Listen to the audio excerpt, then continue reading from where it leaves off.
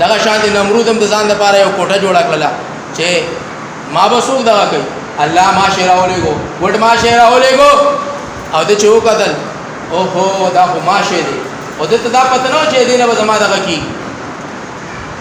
هلاکت کېږي وایي الله رب العزت په څه طریقه باندې هغه ما شی هغه کوټې ته وردننه کو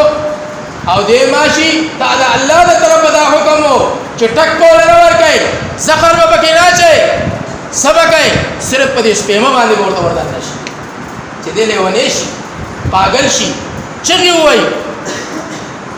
او زما د کبریایي او زما د لویۍ اعلانونه وکړي خلکو ته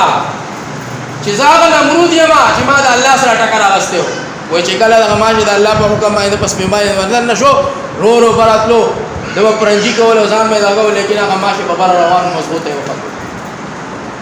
لیونی شو راغې په تخت باندې کېناستو چې خلک به راتلل مخکې به یې ورته سجده کوله علما فرمایي کتابونه لیکي چې کله به خلک اناج له راتلل خلکو به ورته سجده کوله او اوس چې به خلک راتلل ویې سجده مه کوئ او درې څلور څپلۍ مې په دې سر باندې وایي چې ما ته ارام میلاو شي الله ذلیله کو که نه د تکبر په وجه باندې د غرور په وجه باندې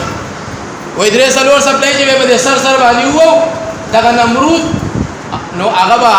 هغه ماشي به یو طرف ته شو دته به سکون میلاو شو او بیا به هغه له اناج ورکو اجازه سجده مکو او بس منظوره ده الله د تخت فاسه ذلیل کو